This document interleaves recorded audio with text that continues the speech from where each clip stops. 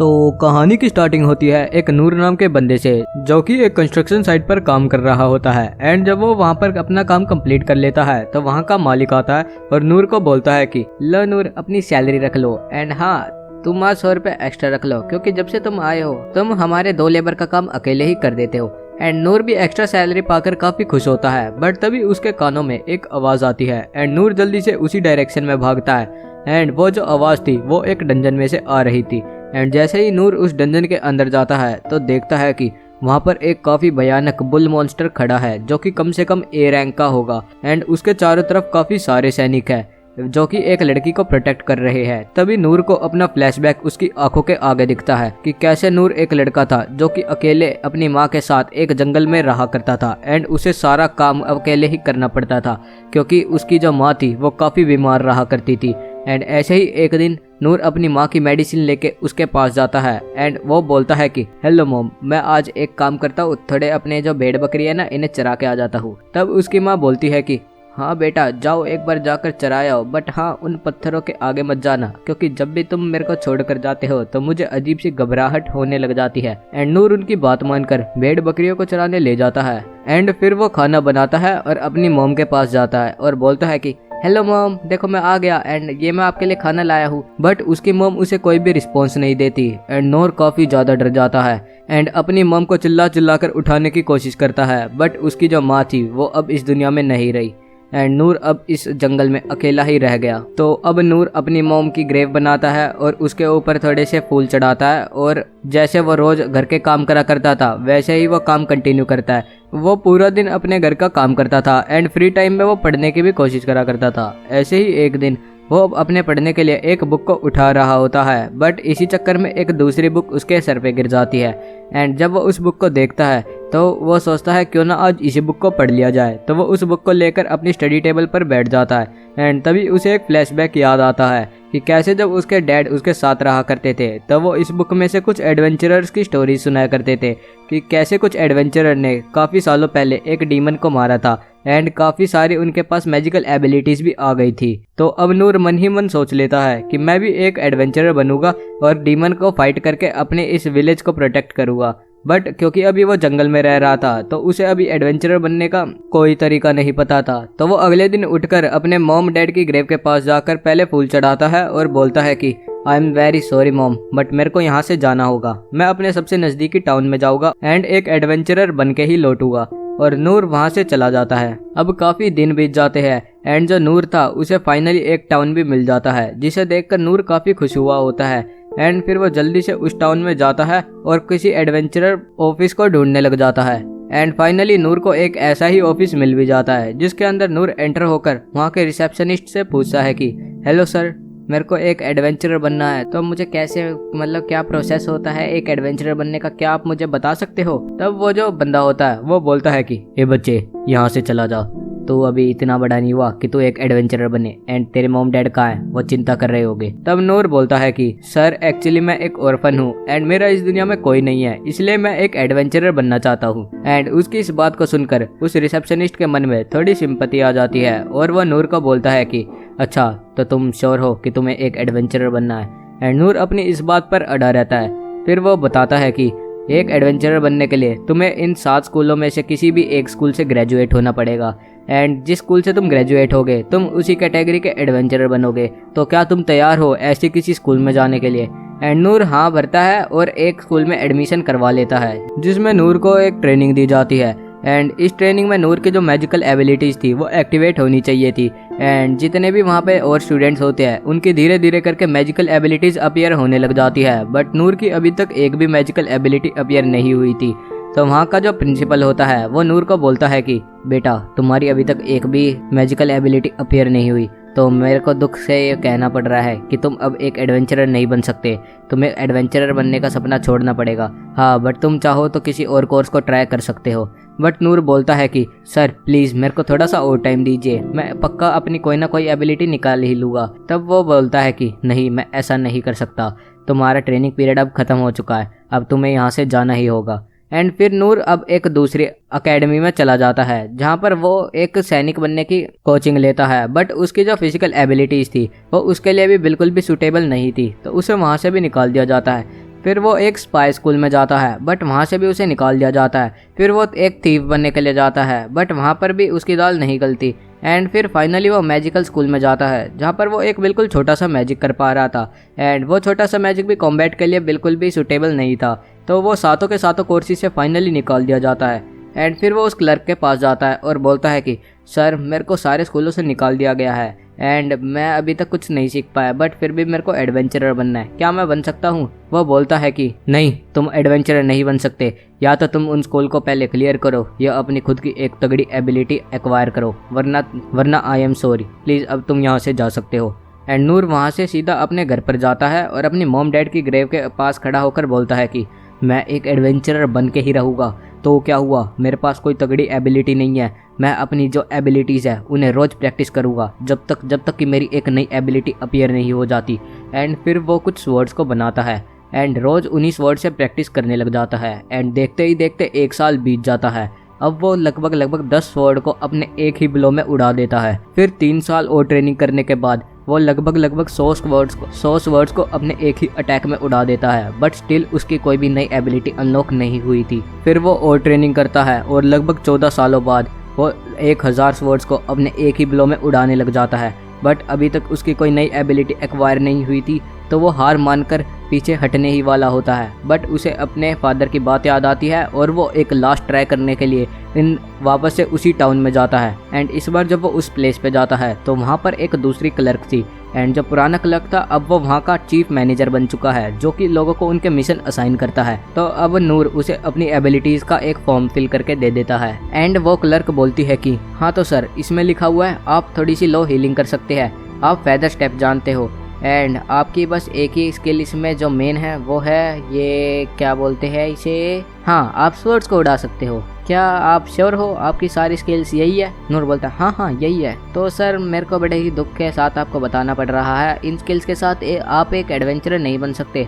But आप हमारे स्कूलों को ट्राई कर सकते हो जहाँ पर आपको अच्छी स्किल्स सिखाई जाएगी। तभी नूर बोलता है हाँ वे स्कूल्स, हाँ वो मैंने आज से 14 साल पहले सारे ग्रेजुएट कर चुका हूँ मैं, बट अभी भी मेरे पास यही स्किल्स है। फिर वो लड़की बोलती है कि हाँ तो सर आप एडवेंचरर नहीं बन सकते, प्लीज़ आप कोई नई स्किल ढूंढो और फिर आना। एंड तभी वहाँ पर वो पुराने वाला क्लर्क भी आ जाता है और नूर को देखकर बोलता है कि हाँ तो मैम क्या हुआ, कौन है लड़का? तभी नूर उस बंदे को पहचान जाता है और बोलता है कि हेलो सर, आपने मुझे पहचाना, मैं हूँ नूर। एंड फिर ये दोनों साथ में ड्रिंक करने लग जाते हैं और वो बंदा बोलता है कि हाँ तो नूर, अभी तक तुमने कोई ढंग की स्किल नहीं सीखी? एंड नूर बोलता है नहीं सर, मैंने तो काफ़ी ट्रेनिंग भी करी बट कोई नई स्किल मेरे पास आई ही नहीं, बट मैं अभी भी एडवेंचरर बनने का सपना नहीं छोड़ रहा। तब वो पुराना क्लर्क बोलता है कि अच्छा चलो अब मैं तुम्हें बता ही देता हूँ, देखो एडवेंचरर बनने की काफ़ी सारी रैंक होती है, जैसे सबसे टॉप पे S rank, A rank, B rank, C rank, ऐसे करते करते सबको पता है कि एक ई रैंक एडवेंचरर तक होता है। बट तुम्हें आज मैं एक बात बताता हूँ, एक एफ रैंक एडवेंचरर भी होता है जो कि किसी भी बंदे को मार नहीं सकता एंड ना ही कोई एक्सपीडिशन पे जाता है, बट उसे इस टाउन में रहकर ही सारे काम करने पड़ते हैं, बेशक वो कितना ही बड़ा काम हो या छोटा काम। अगर तुम इस काम के लिए तैयार हो तो फिर तुम एक एफ रैंक एडवेंचरर अभी भी बन सकते हो। एंड नूर को यही बात सुननी थी एंड नूर काफ़ी खुश हो जाता है और बोलता है कि हाँ सर, जल्दी से मेरा फॉर्म फिल करो, मैं एक एफ रैंक एडवेंचरर बन के ही रहूँगा। एंड अब फाइनली नूर एक एफ रैंक एडवेंचरर बन जाता है और पूरे टाउन की हेल्प कर रहा होता है। वो लोगों के घर में जाके उनकी हेल्प करता था, किसी बंदे को हीलिंग की जरूरत होती थी तो वो उसे हील करता था। एंड ऐसे ही वो टाउन के छोटे मोटे काम कर रहा था। एंड आज कंस्ट्रक्शन साइट पे भी वो अपना एक मिशन ही कर रहा था। तो अब हम प्रेजेंट में उसी डीमन को देखते हैं जो कि अपने चारों तरफ खड़े उन पावरफुल सिपाहियों को मारने लग जाता है। एंड फिर जो नूर होता है वो देखता है कि वो जो डीमन था वो सीधा वहाँ पे जो खड़ी एक लड़की थी उसके ऊपर बढ़ता है ताकि वो उसे मार सके, बट नूर के हाथ अपने आप उठते हैं और उस एक डीमन को पत्थर मार देते हैं। अब जो डीमन था वो नूर के पीछे पड़ गया था एंड नूर उसे बच के भाग रहा था, बट नूर जो था वो इतना पावरफुल नहीं था कि वो इस डीमन को मार सके। इसी चक्कर में नूर की जो तलवार थी उसकी भी काफ़ी बुरी हालत हो जाती है। फिर वो डीमन नूर को छोड़ के जल्दी से उस लड़की की तरफ भागता है ताकि वो उस लड़की को मार सके, बट नूर तभी बीच में आता है एंड उस लड़की को प्रोटेक्ट करता है, बट इसी चक्कर में उसकी तलवार टूट जाती है।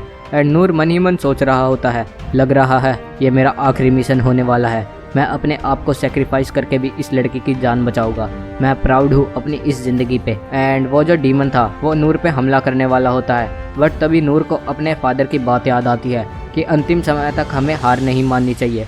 एंड फिर नूर अपनी उस टूटी हुई तलवार से ही उसकी स्वॉर्ड को उड़ाने की कोशिश करता है एंड इस मैजिक को यूज करने में नूर कामयाब हो जाता है। एंड अब वो जो डीमन था वो अपनी ही स्वॉर्ड से मारा जा चुका था एंड नूर ने उस लड़की और अपनी दोनों की जान बचा ली थी। अब वो जो लड़की होती है वो नूर को थैंक्स करने के लिए उसके पास आती है, बट नूर बोलता है प्लीज़ आप मुझे भूल जाओ एंड किसी को ये बात मत बताना कि मैंने इस डीमन को मारा था, वरना मैं काफ़ी प्रॉब्लम में आ जाऊँगा। एंड फिर नूर वहाँ से चला जाता है एंड वो जो लड़की थी उसके पास कुछ उसके सिपाही आ जाते हैं। तो अब जब नूर वहाँ से चला जाता है तो वहाँ पर वो जो लेडी होती है उसके कुछ गार्ड्स आते हैं और उन्हीं में से एक गार्ड आकर उसे बोलती है कि I am very very sorry my lady, आप मेरी वजह से इतने खतरे में आई। अगर मैं यहाँ पर होती तो मैं आपको प्रोटेक्ट करने की पूरी कोशिश करती। आप एक काम करो, आप मेरी जान ले लो क्योंकि मेरी वजह से आपकी जान खतरे में आई। तब वो बोलती है कि नहीं नहीं, मेरे को तुम्हारी जान नहीं चाहिए, तुम खड़े हो, ये इसमें तुम्हारी कोई भी गलती नहीं है। एंड इस इंसिडेंट से हमें पता चलता है कि ये जो लेडी है ये एक हाई स्टेटस गर्ल है।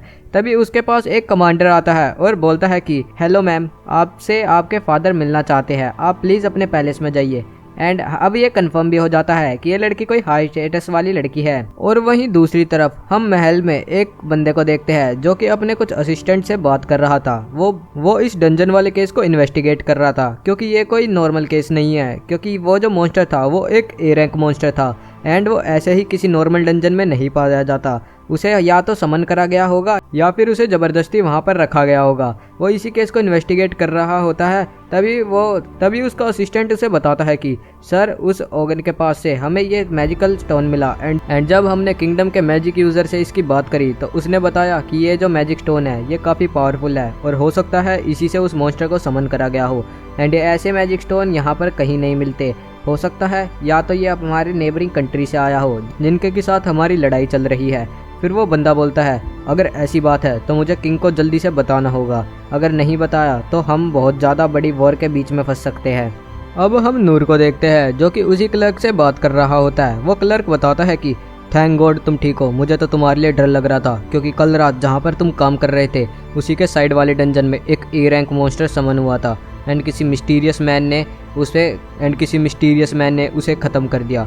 तब नूर बोलता है कि कल रात मुझे कोई फॉलो कर रहा था तो मैं चुपचाप अपने घर पर चला गया, मैं अपना रिवॉर्ड तक कलेक्ट करने नहीं आया ग्रैंड मास्टर। अब वो जो ग्रैंड मास्टर होता है वो नूर को उसका रिवॉर्ड दे देता है। तभी नूर के पास वही लड़की आ जाती है और बोलती है कि थैंक गॉड आप मेरे को मिल गए, आप कल रात कहाँ चले गए थे। तब नूर बोलता है कि हाँ, तुमने मेरे को ढूंढा कैसे, तुम तो वही कल रात वाली लड़की हो जो मुझे फॉलो कर रही थी। तब वो लड़की बोलती है कि हाँ, मैंने लॉन्ग डिस्टेंस डायरेक्शन सेंस से आपका पता लगाया।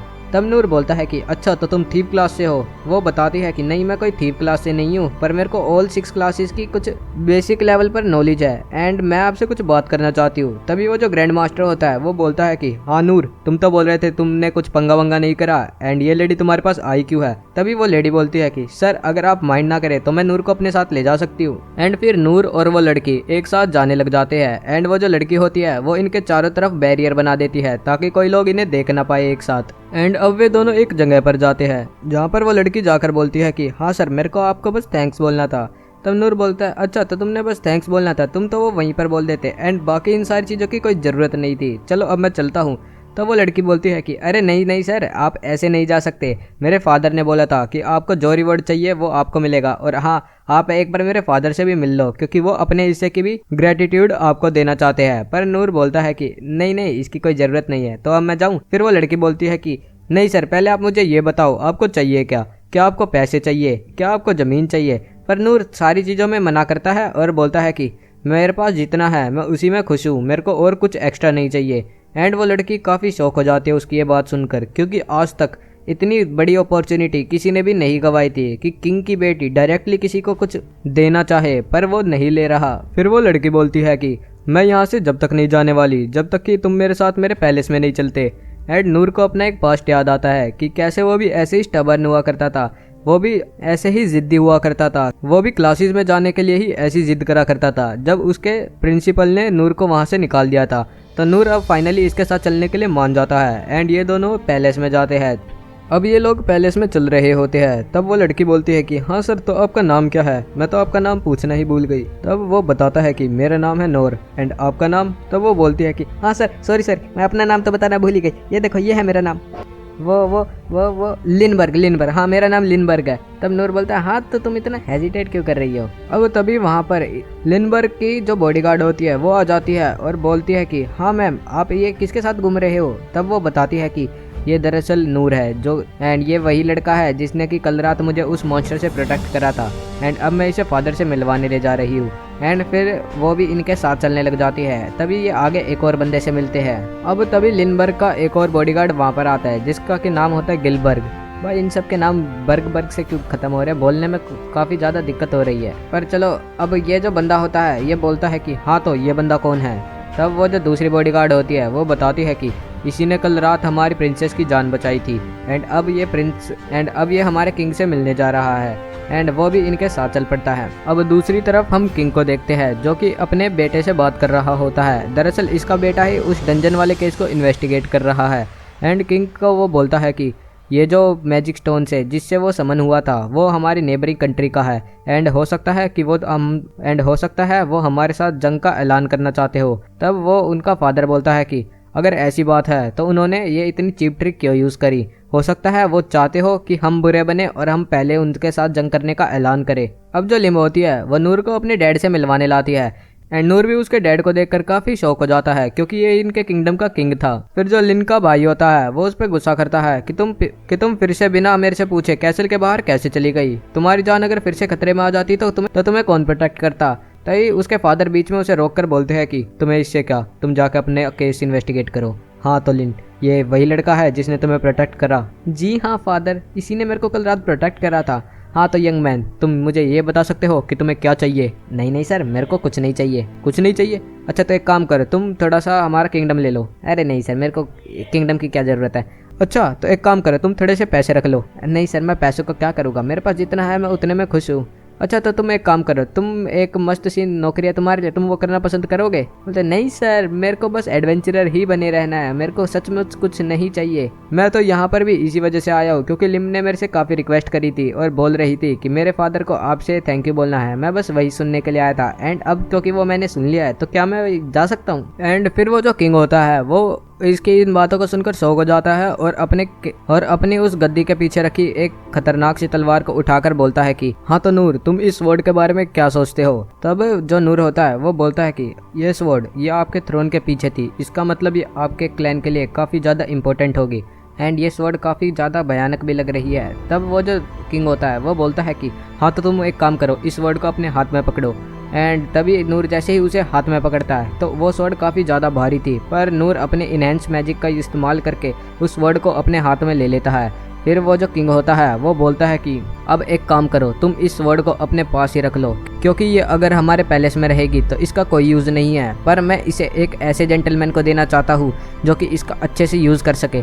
तब नूर बोलता है कि सर मुझे ये आपकी फैमिली के लिए काफ़ी ज़्यादा एंटीक पीस लग रहा है, क्या आप श्योर हो कि आप मुझे ये देना चाहते हो। तब वो बताता है कि एक दिन मैं ऐसे ही रास्ते से गुजर रहा था तब मेरे को ये स्वॉर्ड पड़ी हुई मिल गई थी, बाकी ये ऐसे कोई एंटीक नहीं है, तुम इसे रख सकते हो। एंड नूर भी उसे लेकर वहाँ से जाने लग जाता है पर किंग बोलता है कि एक काम करो तुम इसे एक बार स्विंग करके दिखा सकते हो। एंड जैसे ही नूर उस स्वॉर्ड को स्विंग करता है खिड़कियाँ कांप उठती है क्योंकि वो जो स्वॉर्ड थी वो काफ़ी पावरफुल थी एंड इंडिस्ट्रक्टेबल थी। यहाँ तक कि कितने ही एक्सपेरिमेंट इस स्वॉर्ड पर हुए थे पर आज तक कोई भी इसे तोड़ नहीं पाया था। एंड नूर अब उसे लेकर चलने लग जाता है और मन ही मन सोच रहा होता है लग रहा है आज मेरे को कुछ एंटीक चीज़ मिल गई, पर क्या मैं इस चीज़ के वर्थ इट हूँ। एंड फिर वो सोचता है कि मैं इसे कैसे यूज़ कर सकता हूँ। एंड उसके दिमाग में पता है क्या आइडिया आता है, वो सोचता है कि जो मैं नाली साफ़ करता हूँ रोज़ वो सेम टू सेम इसी साइज़ की है तो इससे अगर मैं नाली साफ़ करूँगा तो काफ़ी आसानी से हो जाएगी। एंड उसके दिमाग में जब ये आइडिया आता है तो वो काफ़ी खुश होता है। अब नूर को एक वापस से वही बॉडीगार्ड मिलती है जो उसे पहले मिली थी एंड वो नूर को एक जगह लेकर जाती है और बोलती है कि हाँ तो सर मेरे को आपसे कुछ बात करनी थी। नूर बोलता है हाँ जल्दी बताओ मेरे को अपने काम पर भी निकलना है। तब वो बोलती है कि सर आपने मेरी प्रिंसेस की जान बचाई, मैं इसके लिए आपकी काफ़ी खुशगुजार हूँ, आपने मेरी नौकरी बचाई। एंड बस मैं आपको इतना कहना चाहती थी कि प्रिंसेस से दूर रहना एंड उन्हें किसी डेंजर में डालने के बारे में सोचना भी मत, अगर तुमने ऐसा करा तो मेरे से बुरा कोई नहीं होगा। एंड ऐसा कहकर वो वहाँ से चली जाती है। एंड नूर मन ही मन सोच रहा होता है कि इस पैलेस में सारे के सारे इतने अजीब क्यों है। एंड जैसे ही वो आगे बढ़ता है तो उसे वापस से दूसरा बॉडीगार्ड मिलता है और वो बोलता है कि हे मिस्टर तुम मुझे अपना टैलेंट शो करने का कष्ट करोगे क्या।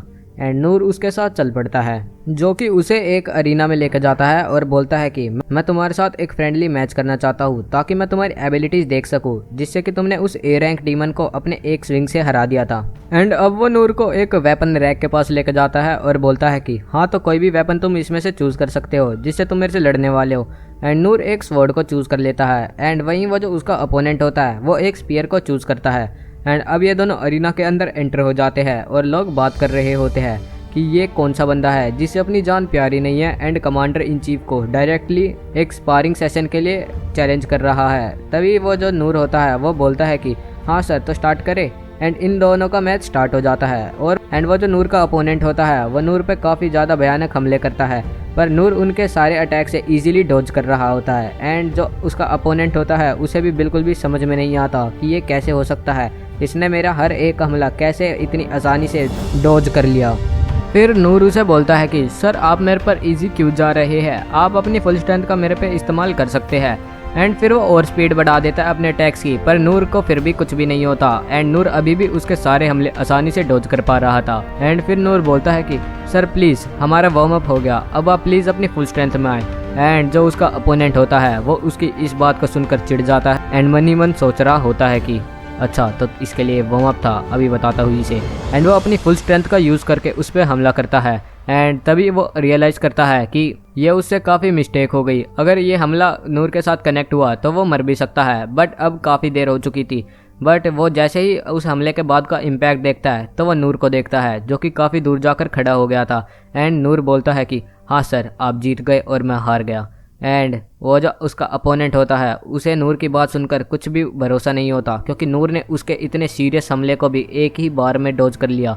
एंड अब पता नहीं क्या हो गया नूर को कि उसने हार भी मान ली। फिर वो अपने पास्ट को याद करता है कि कैसे उसने कितने सारे अपोनेंट्स को फेस करा है एंड आज तक वो कभी भी एक भी मैच नहीं हारा। यहाँ तक कि जब वो छोटा था एंड अपने विलेज में लड़ा करता था तब भी उसने अपने पूरे विलेज के सभी फाइटर्स को हरा दिया था। एंड फिर उसके बाद जब उसने स्कूल में ट्रेनिंग ली तो उसकी तो अलग ही लीग बन गई थी, यहाँ तक कि उसके सुपीरियर्स भी उससे डरते थे एंड कोई भी उससे नहीं लड़ सकता था, ना ही इवन उसका खुद का ट्रेनर। एंड वो इन सारी चीज़ों से काफ़ी बोर हो चुका था एंड आज तक कोई भी उसका सीरियस हमला सहन नहीं कर पाया। बट नूर ऐसा पहला इंसान है जिसने कि उसका सीरियस हमला बड़ी ही आसानी से डॉज कर लिया, तो उसके मन में नूर के लिए काफ़ी रिस्पेक्ट आ जाती है। एंड अब नूर अपने काम के लिए निकल जाता है एंड क्योंकि उसके पास वो स्वॉर्ड थी तो ये इन लोगों की नाली काफ़ी ईजिली साफ कर पा रहा था। एंड जो ओल्ड लेडी होती है वो भी नूर के इस काम से बहुत खुश हो जाती है एंड नूर मन ही मन सोच रहा होता है कि ये स्वॉर्ड मेरे लिए किसी वरदान से कम नहीं है, अब मैं कोई सी भी नाली बड़ी ही इजीली साफ कर सकता हूँ एंड मेरे को ज़्यादा से ज़्यादा नाली साफ करने का काम भी मिल ही रहा है। हाँ, तो पर इस स्वॉर्ड का एक नुकसान भी है, ये मेरे को मिल तो गई पर जिस डंजन में मैं पहले काम करा करता था अब वो बंद हो गया है, तो मेरे को और कोई सा काम ढूंढना पड़ेगा।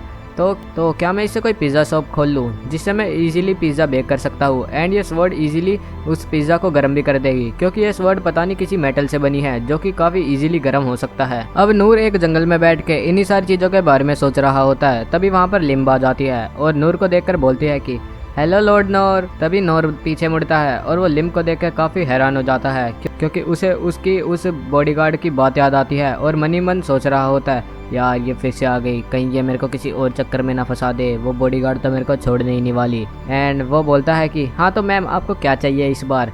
तो वो बोलती है कि मुझे तुम्हारे साथ काम करना है एंड मैं तुम्हारी एज अ असिस्टेंट काम करना चाहती हूँ। तब नूर बोलता है नो थैंक्स, मेरे को किसी असिस्टेंट की बिल्कुल भी ज़रूरत नहीं है। एंड फिर लिम्ब उसके पीछे पड़ जाती है, पर नूर उसे अपना असिस्टेंट बनाने के लिए नहीं मानता और नूर बोलता है कि हाँ, तो लिम्ब मैं तुम्हें अपना असिस्टेंट नहीं बना सकता क्योंकि तुम पहले ही मेरे से ज़्यादा स्किलफुल हो एंड मेरे पास ऐसी कुछ चीज़ नहीं है जिससे मैं तुम्हें कुछ सिखा सकूँ। तब वो जो लिम्ब होती है वो बोलती है कि सर प्लीज़ आप एक बार मेरी स्किल्स देख लो, उसके बाद हो सकता है आप अपना डिसीजन बदल लो। फिर वो अपनी वॉन्ड उठाती है और एक आइसिकल डांस करती है, फिर उसके बाद वो उन सारी बर्फ़ को अपनी हेल्प प्लेयर से पिघला देती है एंड फिर वो एक मिस्ट ब्लेड निकालती है जिससे वो अपने पीछे उस खड़े पेड़ को एक ही झटके में काट देती है। एंड फिर वो डिवाइन स्लैश का भी इस्तेमाल करती है जिससे वो नूर के पीछे खड़े उस पेड़ को एक ही वार में पूरा खत्म कर देती है। फिर नूर बोलता है कि हाँ दैट्स इनफ, मैंने तुम्हारी सारी स्किल देख ली, तो अब मैं इस कंक्लूजन पे आया हूँ कि मैं तुम्हें अपना असिस्टेंट नहीं बना सकता क्योंकि तुम्हारी स्किल्स मेरी स्किल से काफ़ी ज़्यादा अच्छी है। फिर वो अपनी एक स्किल दिखाता है और बोलता है कि हाँ तो देखो मैं बस इतना ही कर सकता हूँ। एंड लिम भी उसे देखकर वहाँ से चली जाती है और मन ही मन सोच रही होती है कि जब मैं एकेडमी में पढ़ रही थी तो मेरे को एक स्टोरी सुनाई दी थी कि कैसे एक बच्चे ने 6 के 6 स्कूल अटेंड करे थे और वो उन 6 के 6 स्कूलों से निकाल दिया गया था क्योंकि वो एक भी स्कूल में ढंग से नहीं पढ़ पाया था। जैसे ही मैं एक मैजिशियन के पास गई थी एंड एक मैजिक स्कूल में पढ़ रही थी, तब उस मैजिशियन ने मेरे को एक छोटी सी ऐसी फ्लेम दिखाई थी और बताया था कि कैसे एक लड़का जो कि 6 के 6 स्कूलों से निकाल दिया गया था, उसने ये मैजिक बनाया था। एंड बेशक ये मैजिक दिखने में काफी छोटा हो पर ये कॉम्बैट में भी यूज ना हो सकता हो, बट इसे मास्टर करना काफी डिफिकल्ट है। एंड वो बॉय इसे काफी बड़ा बना सकता था, इवन कि वो मैजिशियन खुद भी काफी सालों की प्रैक्टिस के बाद भी इस छोटे से एप्पल से ज्यादा बड़ा नहीं बना पाया था। पर जब अभी उसने नूर की वो स्किल देखी तो वो हैरान हो गई क्योंकि नूर ने एक काफ़ी बड़ी अपनी उंगली से फ्लेम बनाई थी। एंड इस काम को करने में उस किंगडम के प्रिंसिपल के भी तोते उड़ गए थे, बट नूर ने ये स्किल इतनी आसानी से सीख ली थी। एंड इवन दो ये स्किल बेशक कॉम्बैट में एप्लीकेबल नहीं हो, पर लिम्ब को उसे देखकर इतना पता चल गया है कि नूर उसे हर एक स्किल में आउट क्लास करता है। एंड फिर जो लिम्ब होती है वो सोचती है बेशक नूर अभी छोटे बड़े काम कर रहा हो, पर उसकी जो स्किल्स है वो किसी एस रैंक एडवेंचरर से ज़्यादा अच्छी है एंड उसके पास ऑलरेडी 6 क्लासेस की पूरी नॉलेज है, तो मुझे उसे अपना इंस्ट्रक्टर बनाना ही होगा। एंड फिर वो वापस से नूर के पास जाती है और उसे एज अ इंस्ट्रक्टर एड्रेस करती है। एंड नूर मनी मन सोच रहा होता है बेशक इसने मेरी ये इतनी घटिया स्किल देखी, बट फिर भी पता नहीं इसे क्या हो गया कि ये अभी भी मेरे को इंस्ट्रक्टर बोल रही है। मैंने सोचा था कि ये यहाँ से चली जाएगी, पर ये तो यहाँ से बिल्कुल भी नहीं हिली। तब वो जो मास्टर होता है वो बोलता है कि हाँ तो नूर तुम इस लेडी के साथ क्या कर रहे हो। तब लेडी लिम्ब बोलती है कि लिम्ब मेरा नाम लिम्ब है एंड आज से आप मेरे को भी इसी नाम से बुलाओगे, एंड नूर जो है वो मेरा इंस्ट्रक्टर है। तब वो बोलता है कि नूर तुमने ये क्या कर दिया, तुम एक प्रिंसेस के साथ रहोगे। तब नूर बोलता है कि अरे नहीं सर, मैं इसके साथ नहीं रह रहा, ये मेरे पता नहीं के पीछे पड़ी हुई है। एंड इंस्ट्रक्टर बोलती है। तब वो बोलता है कि हाँ तो तुम आज क्यों आए हो। तब नूर बोलता है कि मुझे एक 2 मैन मिशन चाहिए। एंड फिर वो लेडी लिम्ब से उसकी रैंक पूछता है और बोलता है कि हाँ तो तुम मैं आज एक खतरनाक सा मिशन देता हूँ। एंड नूर तुम ध्यान से सुनना, तुम्हारे लिए एज अ एडवेंचरर ये पहला एक ढंग का मिशन हो। तुम्हें इस किंगडम के आउटस्कर्ट्स पे जो कुछ गोबलिन है उन्हें मारना है। एंड फिर नूर मनी मन सोच रहा होता है कि हाँ चलो बेशक ये नूर मनी मन सोच रहा होता है बेशक ये लिम्ब मेरे साथ रह रही है एंड मेरे को इससे काफ़ी प्रॉब्लम भी हो रही है, बट इसी के कारण मेरे को आज इतना अच्छा मिशन मिल गया। एंड नूर वहाँ से बाहर निकल के बोलता है हाँ तो लिम्ब चलो हम चलते हैं जल्दी से सारे गोबलिन्स को मारने। एंड फिर मास्टर बोलता है हाँ तो तुम कहाँ जा रहे हो, तुम्हें मैप वैप का पता है कि तुम्हें कहाँ पर जाना है कहाँ पर नहीं। एंड परमिट है तुम्हारे पास किंगडम से बाहर जाने का। फिर नूर वापस आ जाता है और फिर वो उसे पूरा प्लान समझाता है एंड नूर और लिम्ब निकल जाते हैं उन गोबलिन्स को मारने। तो आप लोगों को क्या लग रहा है इस गोबलिन वाले फॉरेस्ट में नूर और लिम्ब का कौन सा खतरा इंतजार कर रहा होगा? अपना गैस कमेंट बॉक्स में लिख देना। एंड चैनल पे नए हो तो चैनल को भी सब्सक्राइब कर देना। मिलते हैं अगली वीडियो में जहाँ पर नूर और उन गोबलिन्स की हम लड़ाई को देखेंगे कि कैसे एक एफ रैंक एडवेंचरर होने के बाद भी नूर उन गोबलिन से फाइट करता है। Till then thank you.